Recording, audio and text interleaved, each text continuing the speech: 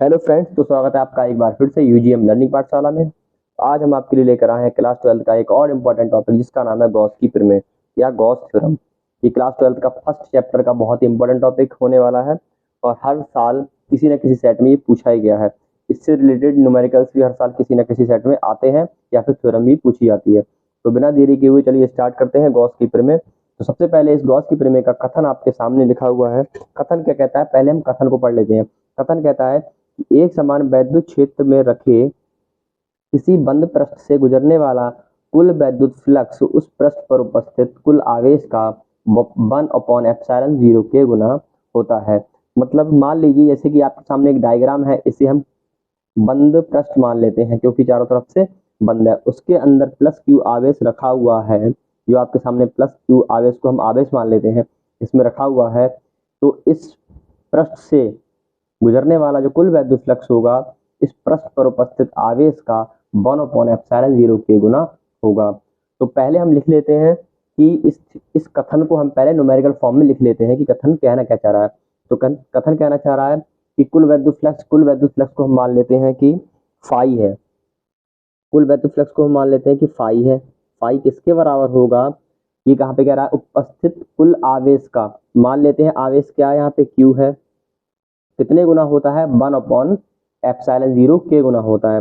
तो अपॉन ε0 के, ये हमारे सामने न्यूमेरिकल फॉर्म इस कथन का निकल के आया है।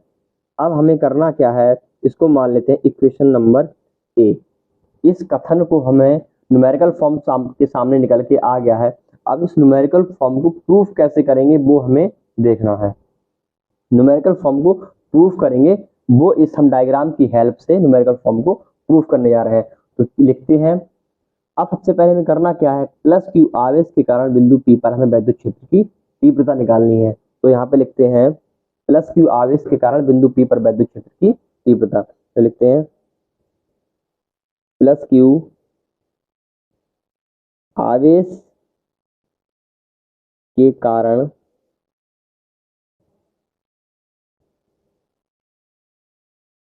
पी पर वैद्युत क्षेत्र। अब हम प्लस क्यू आवेश के कारण बिंदु पी पर, आपके सामने ये बिंदु है, हमने किया क्या है, डायग्राम को पहले समझ लेते हैं ताकि आपको कोई प्रॉब्लम ना हो इस प्रूफ को समझने में। यहाँ पर एक बंद पृष्ठ है जिसके मध्य में एक प्लस क्यू आवेश आपके सामने लिखा हुआ है, बना हुआ है। प्लस क्यू आवेश उपस्थित है। जब प्लस क्यू आवेश यहाँ पर उपस्थित है, इसका मतलब है इसके चारों सरफेस पे भी आवेश आ जाएगा। इसकी बाहरी सरफेस भी ऑटोमेटिक आवेशित हो जाएगी। और इसकी बाहरी सतह पर एक बिंदु P है। अब हमें निकालना क्या है, इस बिंदु P से होकर गुजरने वाले कुल वैद्युत फ्लक्स का मान निकालना है। तो यहाँ से बिंदु P यहाँ पर है, तो इससे गुजरने वाला जो वैद्युत क्षेत्र होगा वो होगा बाहर की ओर, जैसे कि ई वेक्टर आपके सामने बना हुआ है। वो क्यों होगा, क्योंकि प्लस क्यू आवेश के कारण जो वैद्युत क्षेत्र की तीव्रता होती है वो बाहर की ओर होती है, और माइनस क्यू आवेश के कारण वैद्युत क्षेत्र की तीव्रता होती है वो अंदर की ओर होती है। तो ये आप समझ गए होंगे कि ये ई वेक्टर जो है वो बाहर की तरफ क्यों है, क्योंकि वैद्युत क्षेत्र होता है वो एक सदिश राशि, इसीलिए हमने यहाँ पर ई वेक्टर लिया हुआ है। और बाहर की ओर इसलिए लिया है क्योंकि प्लस क्यू आवेश है। प्लस क्यू आवेश जब है तो वैद्युत क्षेत्र की तीव्रता बाहर की ओर होने वाली है। उसके बाद हमने किया है, एक बिंदु यहाँ पर ए माना है और एक बिंदु यहाँ पर हमने बी माना है। बिंदु ए और बिंदु बी का जो छोटा सा एरिया है, यहाँ पर हमने एरिया वेक्टर को सदिश राशि माना है। जब एरिया वेक्टर है वो यहाँ पर बिंदु पी का वो डीएस वेक्टर है। अल्प हमने क्षेत्र लिया है इसलिए यहाँ पर डीएस वेक्टर लिया है। डीएस वेक्टर और ई वेक्टर वैद्युत क्षेत्र तथा अल्प एरिया अल्प क्षेत्र के बीच बनने वाला कोण हमने क्या मान लिया है, थीटा, जो कि आपके सामने बना हुआ है यहाँ पे ये थीटा। ध्यान से सुनिए, एरिया वेक्टर और वैद्युत क्षेत्र के बीच बनने वाला अल्प कोण क्या है, थीटा। और बिंदु पी पर वैद्युत क्षेत्र की तीव्रता क्या है, ई वेक्टर बाहर की ओर, और बिंदु पी पर जो अल्प क्षेत्र है वो है डीएस वेक्टर। आप तक ये डायग्राम समझ गए होंगे। मैं और प्लस क्यू आवेश से बिंदु पी के बीच की दूरी यहाँ पर हमने क्या ली है, आर। अब उम्मीद करता हूँ कि आप डायग्राम तो समझ गए होंगे कि डायग्राम में क्या क्या है। प्लस क्यू आवेश है, प्लस क्यू आवेश से बिंदु पी के बीच की दूरी आर है। ई वेक्टर है जो कि बाहर की ओर है क्योंकि प्लस क्यू आवेश है तो वैद्युत क्षेत्र की तीव्रता बाहर की ओर होने वाली है।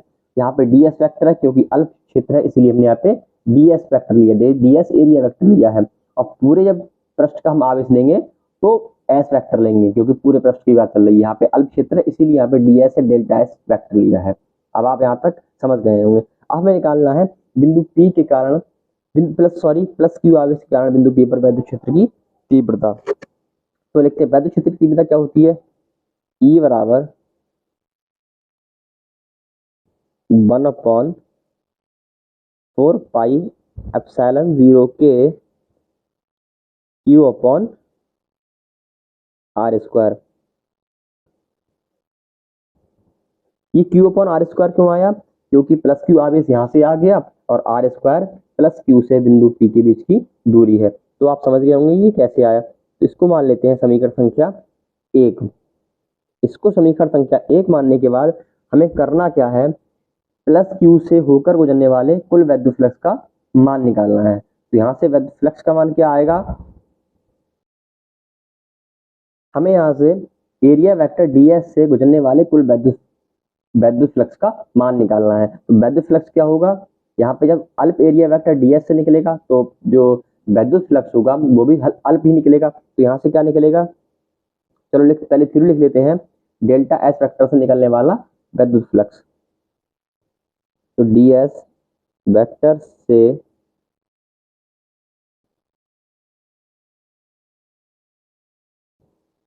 गुजरने वाला फ्लक्स अब हमें निकालना है ds वेक्टर से गुजरने वाला फ्लक्स। यहाँ पे क्या आने वाला है, d फाई बराबर E vector dot ds vector और E वेक्टर के बीच डॉट प्रोडक्ट है। आप जानते हैं कि जब दो सदस्यों के बीच डॉट प्रोडक्ट होता है तो उनके बीच हम क्या लिखते हैं, कॉस थीटा। तो यहाँ पे क्या है, E D S cos theta, यहाँ से डी फाई बराबर आया है E D S cos theta. इसको मान लेते हैं समीकरण संख्या 2। थीटा क्यों आया, थीटा इसलिए आया है क्योंकि ई वेक्टर और डी एस वेक्टर के बीच बनने वाला कोण थीटा है। तो आपके सामने दूसरी समीकरण बन के तैयार हो गई। अब हमें इस कॉस थीटा को यहाँ से पहले अब करते क्या है, हमारे पास ई की वैल्यू लिखी हुई है समीकरण संख्या 1 में, तो क्यों ना हम समीकरण संख्या 1 से ई की वैल्यू को निकाल कर समीकरण संख्या 2 में रख देते हैं। तो करते हैं यहाँ पे, तो ई की वैल्यू क्या निकल के आएगी, 1/4 पाई एप्सिलॉन 0 के Q upon R square into ds cos theta. तो यहाँ से डी फाई क्या निकल के आया है, 1/4 पाई एप्सिलॉन 0 के Q upon R square into, या गुणा का चिन्ह लगा लेते हैं, ds कॉस थीटा। इसको समीकरण संख्या हम 3 मान लेते हैं फाइनली, या हम इसी को भी 2 मान सकते थे, इस समीकरण की कोई जरूरत नहीं थी, मेन समीकरण हमारी समीकरण संख्या 3 होने वाली है। अब हमें करना क्या है, अब ds कॉस थीटा को हमें यहाँ से रिप्लेस करना है और R स्क्वायर को भी यहाँ से रिप्लेस करना है। आप जानते हैं यहाँ पर घनकोण, अब हम घनकोण पढ़ेंगे, यहाँ पे छोटा सा घनकोण का यूज होने वाला है। घनकोण क्या होता है, घनकोण होता है एरिया अपॉन डिस्टेंस। अब डिस्टेंस कौन सी, ये वाली बिंदु P से और O के बीच की दूरी है, प्लस Q आवेश के बीच की दूरी। अब एरिया यहाँ पर क्या होने वाला है, एरिया होने वाला है ds कॉस थीटा। तो यहाँ पे अल्प एरिया क्या है, ds cos theta upon R square. तो यहाँ से घनकोण है, अल्प घनकोण है, तो यहाँ पर लेंगे डी ओमेगा। तो यहाँ से डी ओमेगा की वैल्यू क्या निकल के आएगी, यहाँ से डी ओमेगा की वैल्यू निकल के आएगी ds cos theta upon R square. तो क्यों ना हम यहाँ पर ds cos theta upon R square की जगह पे डी ओमेगा रख सकते हैं। तो यहाँ से निकल के आएगा d phi equal to 1/4 pi epsilon 0 के इंटू Q, यहाँ से ds cos theta upon R square की जगह पे हम यहाँ पे सीधा डी फाई रख देंगे, डी ओमेगा रख देंगे, सॉरी। तो यहाँ पे आ गया डी ओमेगा। इसको समीकरण संख्या हमने मान लिया 4। अब हमें क्या करना है, डी ओमेगा को भी यहाँ से रिप्लेस करना है। डी ओमेगा यहाँ से कैसे रिप्लेस होगा, पहले तो हमने ये डी फाई है वो अल्प फ्लक्स है, अल्प वैद्युत फ्लक्स है, और डी ओमेगा है वो अल्प घन कोण है। अब हमें अल्प वैद्युत फ्लक्स को और अल्प घन कोण को संपूर्ण वैद्युत फ्लक्स और संपूर्ण घन कोण में परिवर्तित करना है। तो यहाँ से हमने अल्प घन कोण है इसको संपूर्ण घन कोण में कैसे कन्वर्ट करेंगे, तो यहाँ से आएगा ओमेगा बराबर closed path integral D omega.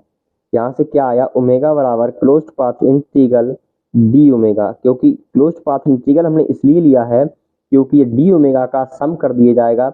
Integral का मतलब होता है सम, जब डी ओमेगा का इंटीग्रल कर दिया जाएगा तो यहाँ पे संपूर्ण घनकोण निकल के आ जाएगा। ठीक इसी प्रकार हमें एक काम और भी करना है यहाँ पे, डी फाई, अब हम यहाँ से डी फाई को हटाएंगे, फाई की वैल्यू निकालेंगे तो यहाँ से क्या आएगा, phi equal to closed path integral into यहाँ से इक्वल टू डी फाई। एक समीकरण हमारे सामने या एक वैल्यू हमारे सामने ये निकल के आ चुकी है। डी फाई और डी ओमेगा को हमने रिप्लेस कर दिया ओमेगा से और फाई से। अब हमने डी ओमेगा की जगह हमें क्या निकालना है, डी ओमेगा की जगह में ये लिखना है ओमेगा और डी फाई की जगह हमें फाई लिखना है। तो हो गया। अब हमें निकालना है संपूर्ण पृष्ठ से गुजरने वाला कुल वैद्युत फ्लक्स। तो यहाँ पे लिखते हैं संपूर्ण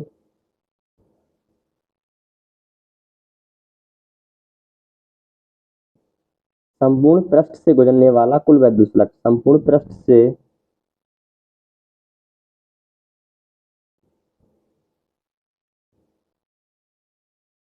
गुजरने वाला कुल वैद्युत फ्लक्स।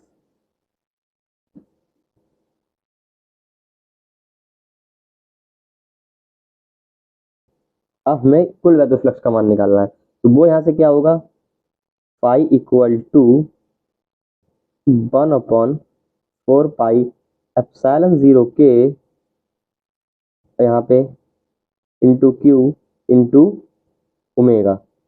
ओमेगा क्यों आया है, क्योंकि हमने डेल्टा फाई को फाई से रिप्लेस कर दिया और ओमेगा डी ओमेगा से हमने ओमेगा को डी ओमेगा से को हमने ओमेगा से रिप्लेस कर दिया। तो ये हमारे सामने निकल के आ चुका है।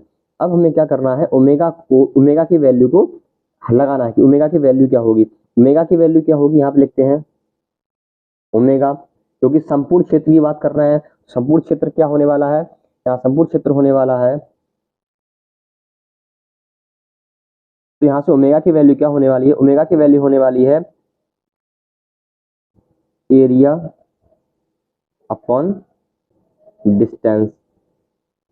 तो यहाँ से क्या होगा, एरिया कितना होगा, इस संपूर्ण पृष्ठ का एरिया कितना होगा, 4 पाई आर स्क्वायर, क्योंकि 4 पाई आर स्क्वायर और प्लस क्यू आवेश से पी के बीच की दूरी कितनी है, आर स्क्वायर। तो जैसे आर स्क्वायर से आर स्क्वायर हो जाएगा कैंसिल, तो ओमेगा बराबर यहाँ पे क्या आ जाएगा 4 पाई।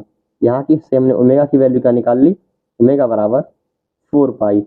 हमें ओमेगा बराबर 4 पाई यहाँ पे रखना है, तो यहाँ पे क्या आएगा 1/4 पाई एप्सिलॉन 0 के इंटू क्यू इंटू 4 पाई।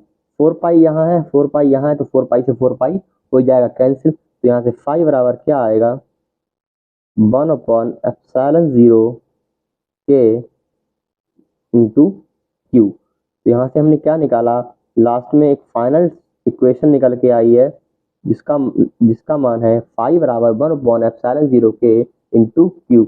इसको हम फाइनल इक्वेशन बी मान लेते हैं। यही हमारी मेन इक्वेशन है, मेन समीकरण है।